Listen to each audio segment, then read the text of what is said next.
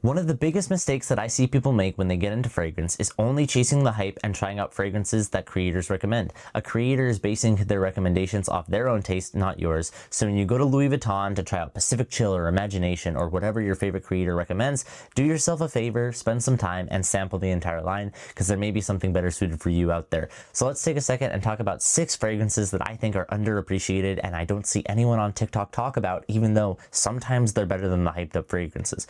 Starting off with Louis Vuitton, Imagination and Pacific Chill are great, but I think the most underrated Louis Vuitton is going to be Fleur de Dessert. I know you guys see the black bottles and you get scared because it's the oud collection, but I honestly don't find much oud in Fleur de Dessert. To me, it's a very nice white floral honey fragrance with a little bit of a deserty vibe to it. It's kind of easygoing. It's just a sweet fragrance.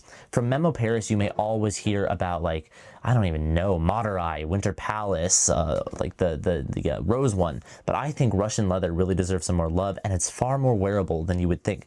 Russian Leather is not a super leather forward fragrance. To me, it's just an aromatic green fragrance that makes it smell like you just walked out of the forest. From Mind Games, tons of popular options. Queening for vanilla, Prodigy for vanilla rose, Patchouli, you got Blockade, which is like a mango Creed Aventus, and you've got French Defense, which is a cherry fragrance, but it smells like medicine. The most underrated from Mind Games is going to be Unpris. This is a beautiful sort of sugar, ginger, cassis fragrance with some nice airy saffron to it. It's just a nice, clean, masculine scent, in my opinion, that deserves a lot more attention.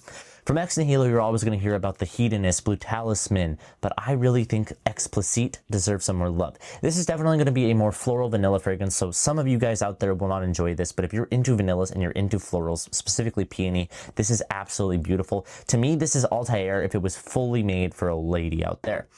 Amouage has a ton of popular fragrances. Right now, Outlands is definitely the most popular, but I think a lot of hype goes to Reflection, but I think Diamant deserves a lot of love too. This is a very easygoing, sort of like hairspray style scent. It's peony and vetiver, but it's made for a man. If you needed like an easygoing office scent, I think Diamant is a top tier choice. And last but not least, we're going to talk about Denam.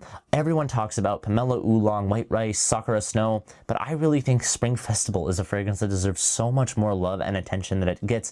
It's a fruity floral fragrance that kind of smells like a Dr. Pepper, but gone its total own route. This is a fragrance that I have no comparisons and I have a very difficult time sort of like sharing my thoughts. It smells like a fizzy soda with lots of different sweets in it. Beautiful, beautiful fragrance. And if you like Denam and you haven't tried out Spring Festival, I would highly recommend it. As always, the whole point of this video, I don't want the whole point of this video to get lost. I am saying these fragrances are good, but do not go to the store just to try these out. Try out the entire line, because just because I like these, you may or may not. Thank you guys all so much for watching. I'll see you in the next one.